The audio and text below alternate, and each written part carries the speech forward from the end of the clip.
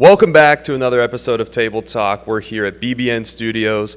We're glad to have you guys back for another episode today. We have Dash Blake, star receiver for the Basha Bears football team.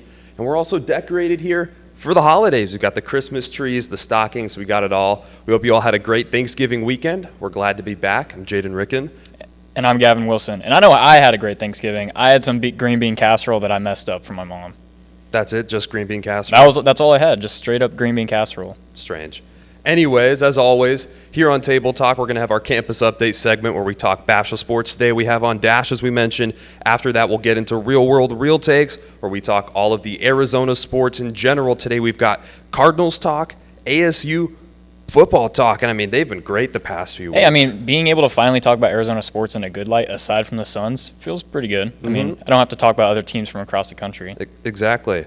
And then, as always, we have our Burnt Bear hot take of the week, where Gavin gives his hot take on something in sports. Usually it's a bad hot take, so stay tuned for all this right. one. Hey, the Falcons are looking pretty good this year, so mine looked pretty good. Just to let you know what he's referencing there, Dash. He said that the Falcons were going to the Super Bowl. I don't know about that. Hey, they're at the top of the NFC South right now, so. It's not happening. All right. Anyways, let's get into it. Let's start campus update.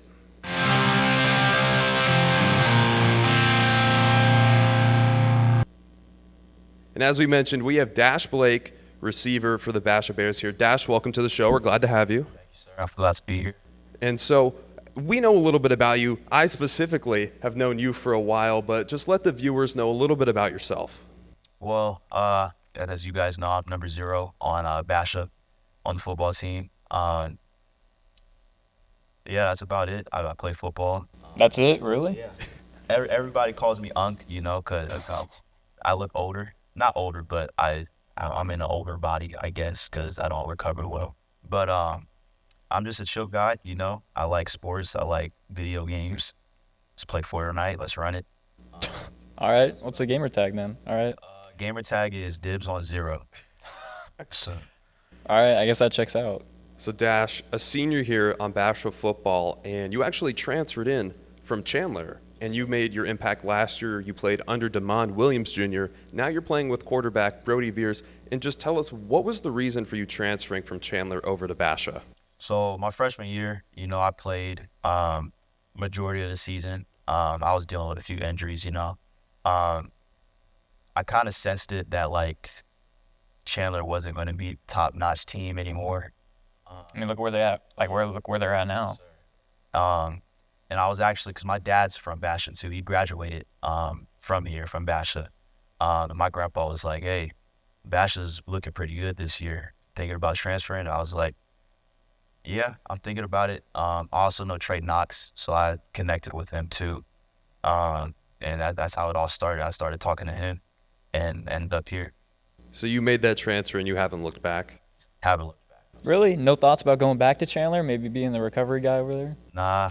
I mean, I miss my friends, but You can stay in touch, Yeah, I stay in touch, but I feel like the community here is just amazing. The teachers, just the entire school is just amazing. And congratulations, you guys made it to state this Saturday. You're facing the Liberty Lions.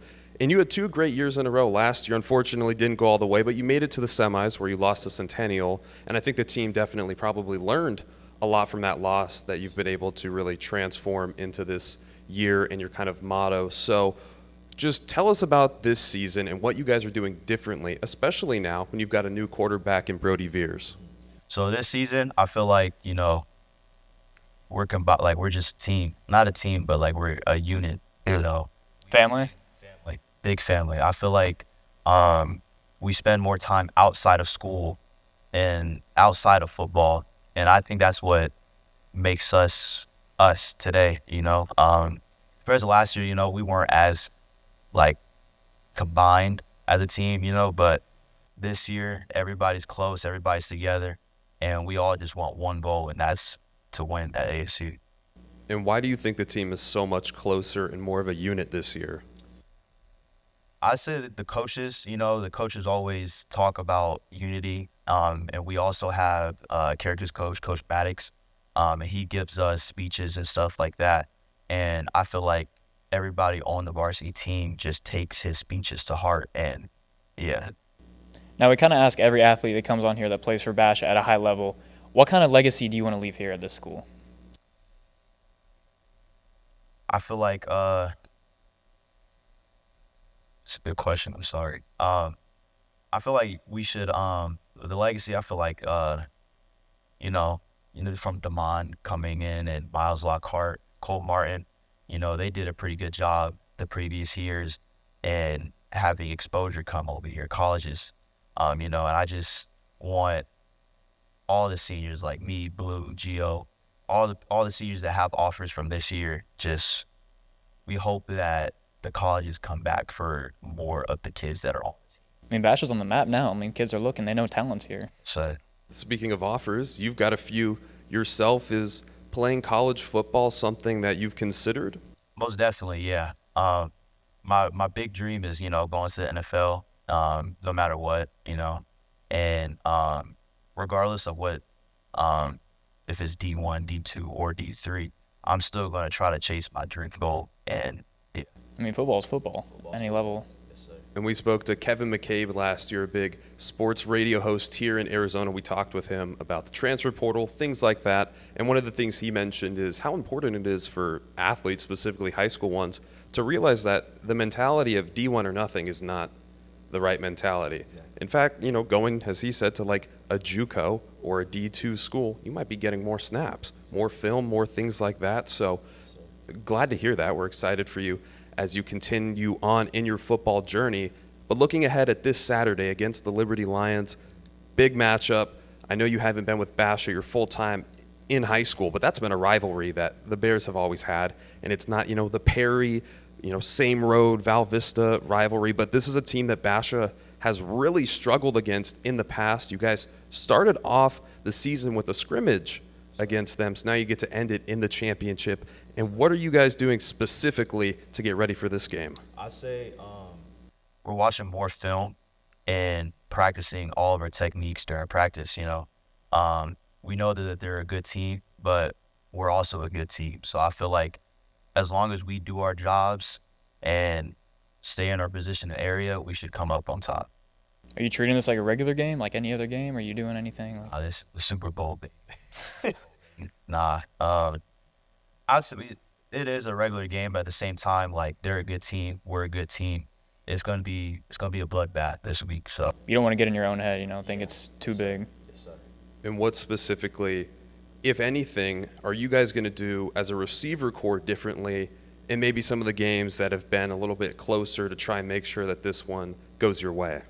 I'd say it would be more aggressive, because with our running game, we have Josh, Noah, and Isaiah. Just using those three because they're amazing. It's like a Hydra. Yeah, they're nice. And I just feel like being a receiver, for having that such good of a running game, we have to stay on our blocks and just be more aggressive just throughout the entire game. So we'll wear out the defense. And Dash, we mentioned it at the beginning, but me and you have known each other for a while. So tell us, what got you into football? So my first sport was actually karate. Yeah, no. Surprising. Karate. I didn't like it as much, and I actually figured out that my dad was a big-time football player, He went to Missouri State, and he was doing pretty good over there, and then actually went to University of San Diego. Oh, wow. And finished out there.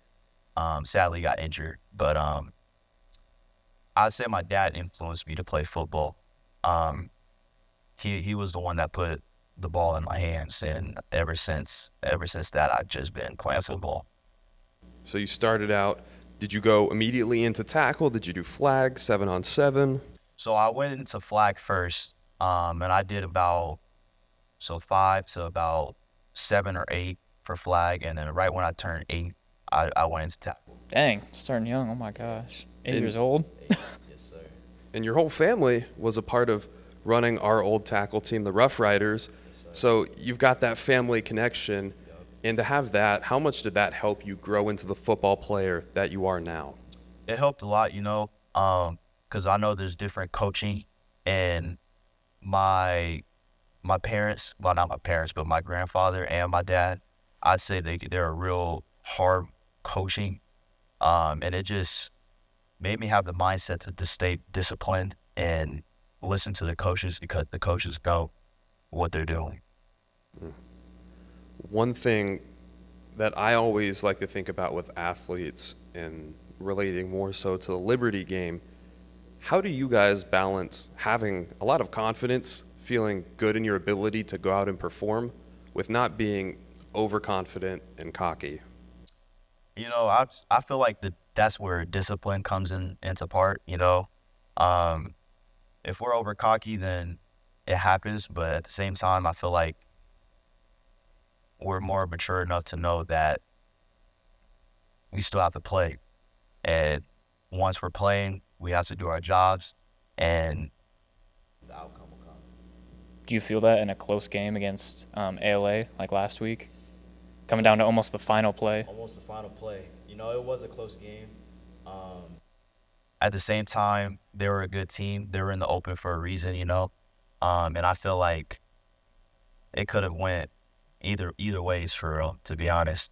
But yeah, either ways, yeah. Final question I have for you. As you look to college right now, are there any schools that you're really eyeing? No, not necessarily. I'm just waiting for any opportunities that come my way. It's in God's plan, so I'm just waiting for any opportunity. I like to hear that. Dash Blake, star wide receiver for the Basha Bears. We appreciate you coming out for this episode of Table Talk. Stay tuned. I'm sure you'll be seeing him on the field this Saturday at Mountain America Stadium for the championship game against Liberty. Dash, it's a pleasure. Thanks for coming on. Thank you, sir. Now, let's throw it over to Real World, Real Takes.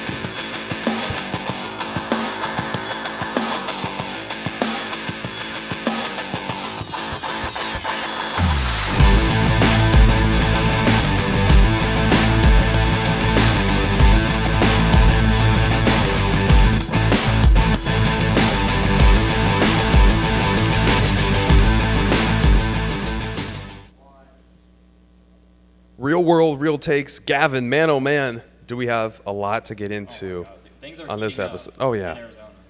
Let's start with ASU football. It's talk of the town right now, going to the Big 12 championship game. And what are you feeling about this team right now? I mean, honestly, as a unit, this is probably the most complete I've ever seen ASU. Not just since I've been a football fan, but in my life. ASU's been really down in the dumps. I mean, ever since Jaden Daniels transferred out, the whole locker room was all over the place. But now with Dillingham, I think they have a real shot. I mean, they're also playing Iowa State, who has the worst run defense in the league. I think they're like 112th, 120th or something like that. So Scadabo's going to have himself a day. And they've had so much momentum. I mean, 6 straight wins. And those were big wins, too. I mean, the U of A defeat. BYU. It's just they've had so much nonstop momentum these past few weeks. And frankly, it's going to be tough to stop them because you give the underdog, the little guy, a chance now to prove themselves on that big stage. And it's going to be tough to really try and shut them down. And I just think, honestly, if anything, they should be ranked even higher. I agree. 15 is a little low, especially with some of the people ahead of them. Like South Carolina, they're good, mind you. Their SEC 9-3 is comparable to a Big 12 10-2. But the only thing I think that holds Arizona State back is a bad loss to a bad Texas Tech team. That team would probably get blown out by South Carolina by 40 or 50 points. So, I mean, ranking, sure, it matters, but all in all that matters is a game against Iowa State. That's all that matters. If they win that, then they're in. And I think, as you mentioned, that's a game that they have a real shot at winning. Iowa State, not the most difficult team, obviously to beat. Don't put them out. Iowa State's been underrated all year. They were 9-0, and I didn't even know it. And, yeah, I didn't even know that Iowa State was that good. But, I mean, I didn't know their run defense was that bad. So, I guess we'll see. I think the Sun Devils have a real shot, and I think we mentioned it on our last episode of Table Talk. Your Burnt Bear Take of the Week was that ASU's back on top of Arizona college sports. Here we are. Not just Arizona college sports, but the Big 12, they're on top now. Yeah. So, I mean, I'd like to see – Forks up all the way, but I want to see where this team goes. They're a rising school, and now we got to talk about one of the declining schools, U of A. Yep. Man, it's just crazy to see this downfall. I mean, you have one of the best receivers in the country, if not the best, in T-Mac. And then you have Fafita he was good at the end of last year, so you'd think he would carry the momentum.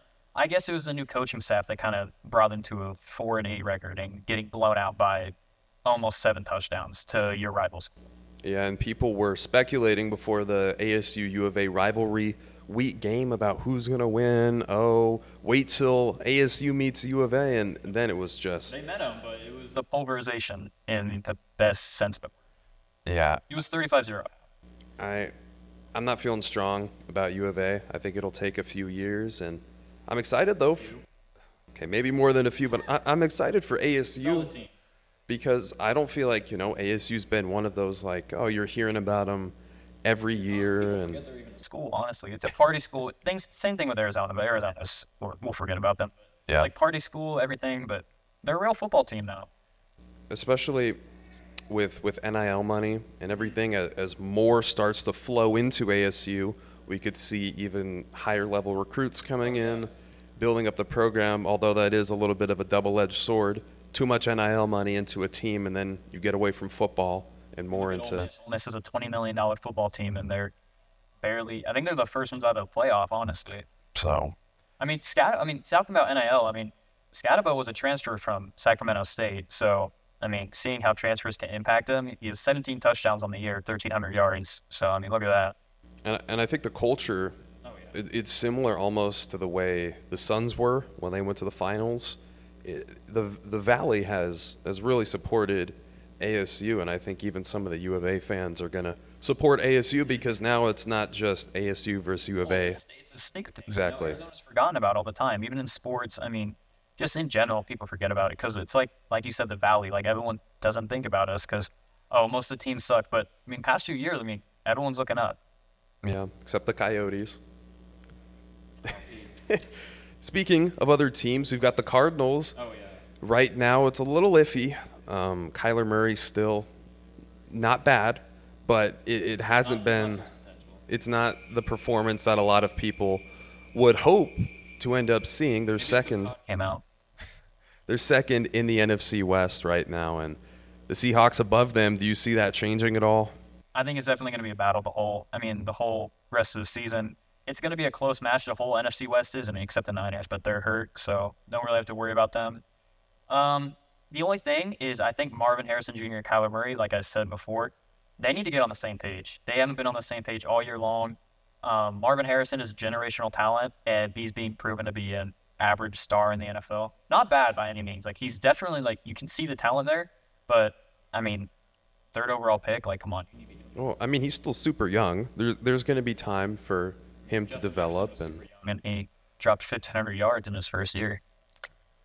Is that more indicative of the NFL, though, in the way it treats younger players? Because you have 1 out of 100 players who's just, boom, right out of the gate, they're a crazy star.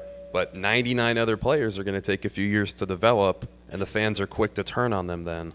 And I can see I'm susceptible to that, seeing how he's been good but not great this year. And I'm like, he needs to figure it out. Obviously, I trust in him. I believe in Marvin Harrison Jr. He has a great mentor in his dad, who was a Hall of Fame receiver with one of the best quarterbacks of all time. Yep. And Kyler Murray is a mature guy. People would like to clown on him and everything about the Call of Duty, the short jokes and everything. But at the end of the day, he's a grown man who has to develop his game around his own weaknesses. So he knows what to do. I think they'll mature and grow together because they're both young guys, honestly. I think you add James Conner into the mix too. You have an offense that, on paper, you look, wow, you have everything you need here, and then you get to the game, and it's you guys have They can't close out wins. You have a 6-6 record. It's like, you play the Seahawks, and you can't even score a touchdown. Seriously, with James Conner, Marvin Harrison Jr., Trey McBride, you can't score a touchdown with that. I still don't think it's the Cardinals' year. Not that many people are saying that it's the Cardinals' chance to go to the Super Bowl, but each year, it's like they get a new asset, and it's like, this is the year we're going to be good, and then we're in such a similar position to where we were the year before. And even look a few years ago when we had D-Hop on the team, Exactly. With that, everybody's like, oh, we're back. It's like the Suns. You get all these great players that falling stars, but still big names that can sell jerseys and stuff, and then boom, they're gone in a few. I think this just means that the Cardinals are going to be bad next year because they like to do a pattern where they're good one year, bad the next year. They were bad last year, like really bad. This year they're good, not great. So next year they're going to be bad but not horrible, in my opinion. I don't know what it is. It's the Arizona curse. When we talked with Dash right at the beginning, we brought up your Falcons to the Super Bowl take you had. I'm still riding that. There's nobody else you think. You're sticking with the Falcons. I'll stick with it. I'm going to mention a few teams.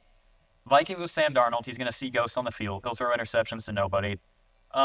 Eagles are frauds. Like last year, they started out 10-1, ended the season 11-6. So I don't think the Eagles have the right coaching staff. They have young defensive players. Falcons, Raheem Morris at the helm, he's good. He's an older dude. He's not a young, spiffy head coach who doesn't know what he's doing like Mike McDaniel. He's an older guy. You think Mike McDaniels doesn't know what he's doing? You're just saying he's young? He's young and he doesn't know how to run an offense without Tua.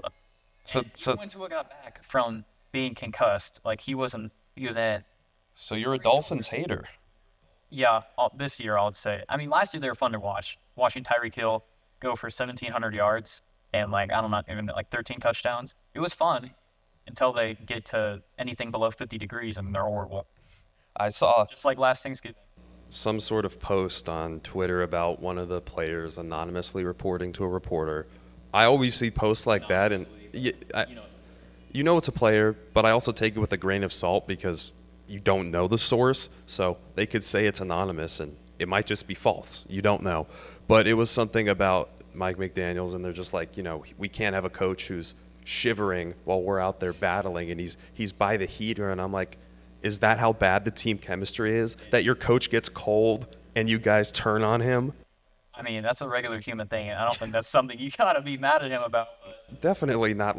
That's the story. In a 23-degree game. That's the story about the team, is that your coach is cold. It's not about your performance, and a lot of mainstream sports media is a lot of stories and this trade talk and this. I saw a few weeks ago.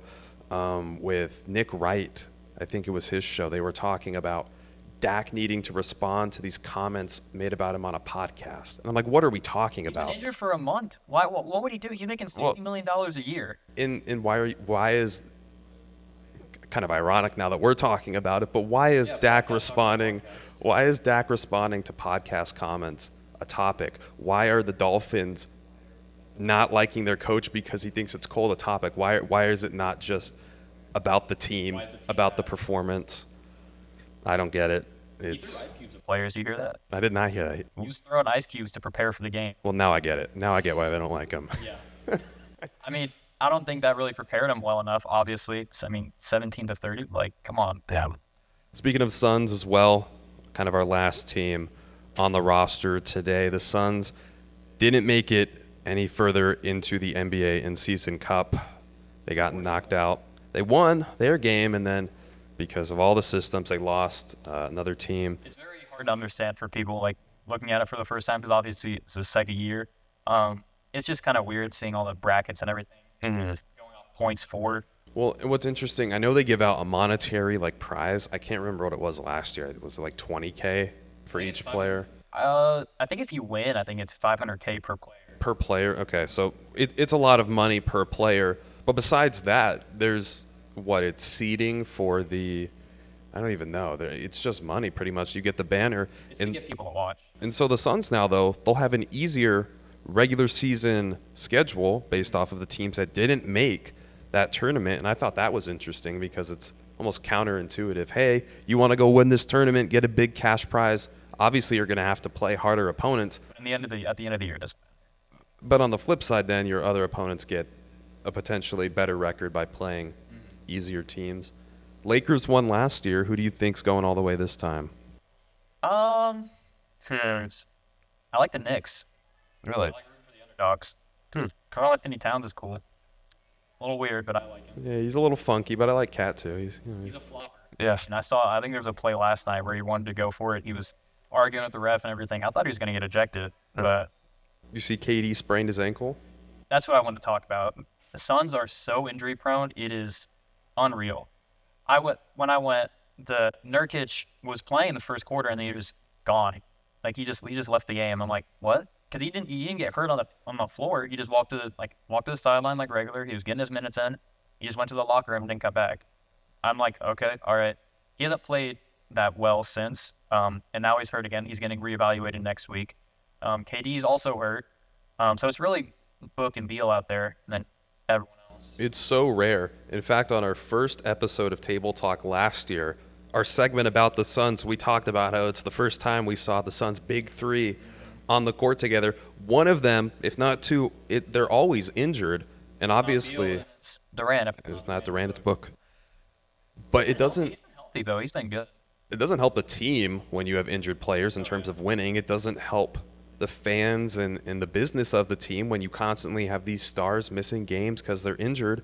And that's a big thing with the Suns is they have a lot of injury-prone people, and it's part of these, declining stars. Aaron Rodgers, right?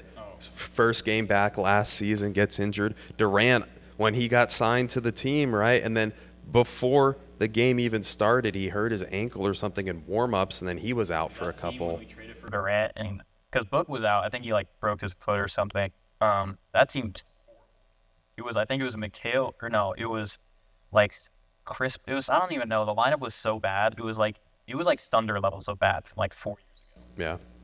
The Suns still, they don't have it. The team continues to struggle. The fans will continue to suffer without a good sports team here in Arizona. We're not going to bring home a championship. ASU. That's all you Well, got to root for. any professional sports team that is really competitive. And we talked about the Coyotes, and that always upsets me. I was talking about that last week, actually. I don't know why I was talking about hockey, but I was.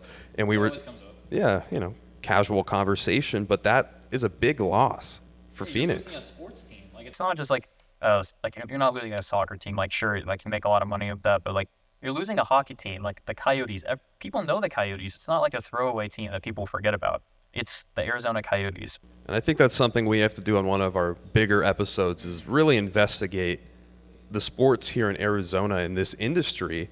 Teams leaving, is it too expensive? Is it, manageable to get teams out here? Look at something like LA where, the Clippers get a brand new dome, multi-billion dollars. The Lakers have there. The Rams and Chargers share SoFi Stadium, and it's like you've got these giant sports conglomerates. Why would I want to go, So why would you go to Phoenix? Yeah. It's a dead valley. You've got so much more there, but I think that's something that you guys should stay tuned for. Well, we'll definitely have a deep conversation into that. We'll definitely talk about that later into the year.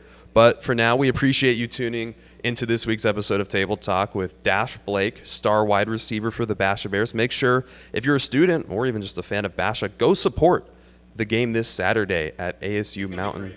I remember sophomore year, it's going to be crazy. When DeMond Williams Jr. last won them the championship, and Basha had never gone before that. Now they're on to their second with a new quarterback as well. That's super impressive. Is the team, Dash mentioned Miles Lockhart, DeMond, Cole Martin, all gone. James Duran, gone. Honestly, of all teams, I didn't think this was going to be the team to go ahead and make the championship. I thought last year we had the best chance. This year, they're proving everyone. They're even proven a Basha student.